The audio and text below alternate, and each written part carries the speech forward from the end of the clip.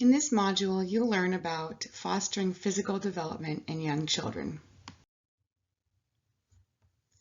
For gross motor skills, children should have plenty of free time to engage in play outdoors. Of course, they should have that playtime indoors as well, but the outdoors is when they will do most of their gross motor play, probably. You can include some teacher-directed activities to ensure children get moderate to vigorous physical activity. The recommendation is that children get 60 or more minutes a day of moderate to vigorous physical activity, and also to build community. So if children are engaged in free play outdoors, many of them will be getting that moderate to vigorous physical activity, but some of them may be sitting and talking or coloring with chalk or doing something that does not get their heart rate going. The focus for early childhood should be on improving skills, not competition. So because children are just developing these skills, and because they do not understand how to lose, and you'll just have a lot of children upset, you should not have a lot of competition. The focus should be on the skills, and depending on if you're playing a group game, it can also be cooperation, working together to accomplish some task. They mention this in the textbook, but I also wanted to highlight the fact that children should be able to take some reasonable risks. So while safety is definitely a priority, and you should always consider the safety of the materials and the equipment that you have available for children, the risk-taking is so important for them to learn what they're capable of and to grow. It can foster a lot of confidence in the child. And really in life, most things that we do require some sort of risk. So children need to learn to balance that and to have a little bit of fear, but try it anyway. So this could be something that we are used to seeing children do, such as, go across the monkey bars. It could be something that we're a little bit uncomfortable with, but we allow it anyway. This is not super relevant to a school setting, but I think that tree climbing is a really good skill for young children to practice. They learn so many gross motor skills, and it's enjoyable for them. They're engaging with nature. So many benefits to an activity like tree climbing.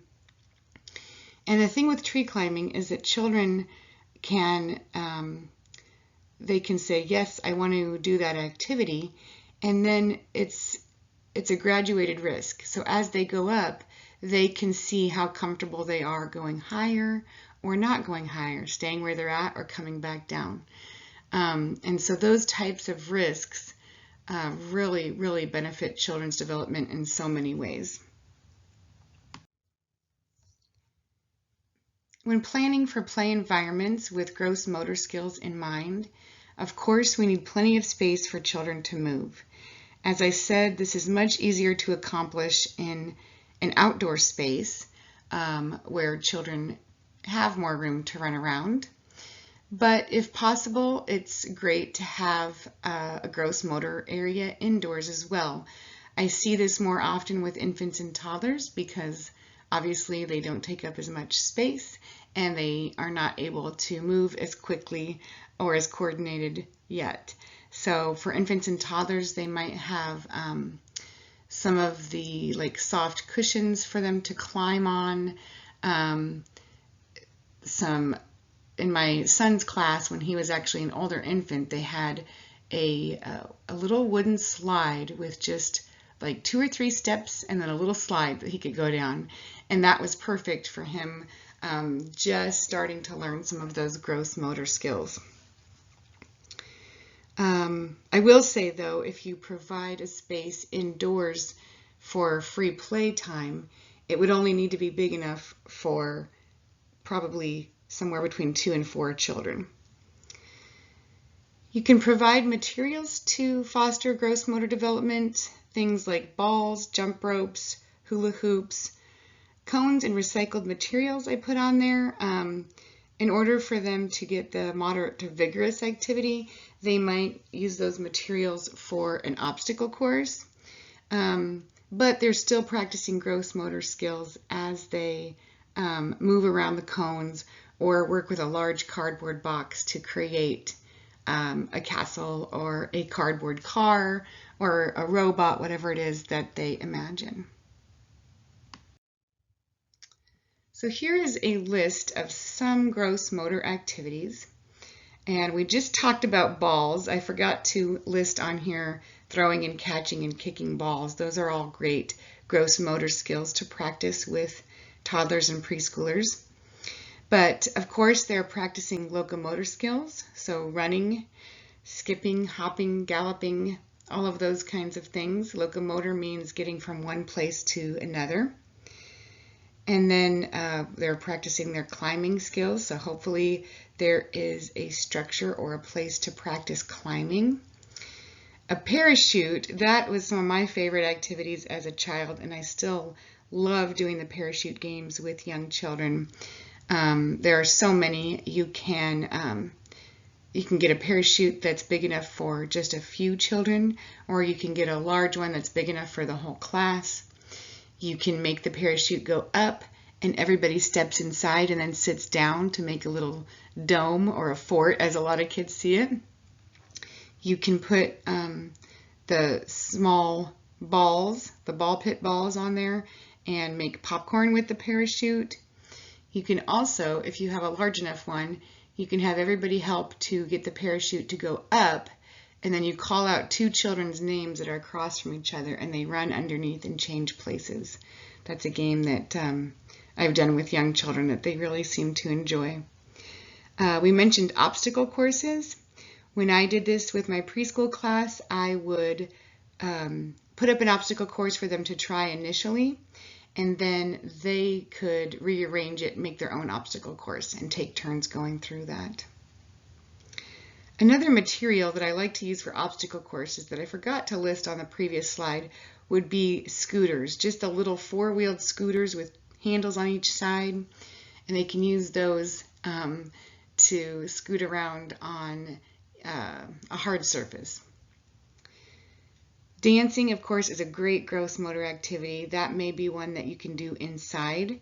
So when we're talking about gross motor activities, another thing to keep in mind is that if the children cannot go outside to play because of the weather conditions or whatever it may be, you need to find a way, again, to help children get some of that moderate to vigorous physical activity indoors. And dancing is a way that they can get some of that activity inside. I do want to say, I said avoid or modify games that are competitive. We've talked about that a little bit, that children don't understand how to lose. They'll just be upset. So I'm talking about games like Duck, Duck, Goose and musical chairs where someone gets out. Try to avoid that game or modify it. So with musical chairs, you can do the game, but the goal is just when the music stops, they sit down as quickly as possible. And you don't remove any chairs. You don't have anybody get out. Duck, Duck, Goose is a little bit harder one to make it so no one gets out. I'm not sure how to modify that, but maybe you can think of a way to do that. I also want to point out that while we want to avoid games that are competitive, and this goes for organized sports too, that children shouldn't be in a soccer league or t-ball if it's going to be focused on competition and winning. Okay, some coaches and parents get way too competitive about their kids winning, and so my son actually did play soccer at his school. They had the option to sign up for that, but it was just teaching them the skills. It wasn't a competitive game of soccer. The recommendation is until they're about 8. You should avoid that as much as possible. The other thing I want to mention here is that you should avoid games that require too much waiting. So Duck, Duck, Goose is a good example of that as well. You can play that game if you modify it so there's no one getting out, but then I would use a smaller group of children. So if you have only 4 or 5 kids playing Duck, Duck, Goose, they get a turn much sooner than if you were playing it with, 15 children. that would be way more sitting than active moving. So that would not be a good choice. So just some things to think about as you're considering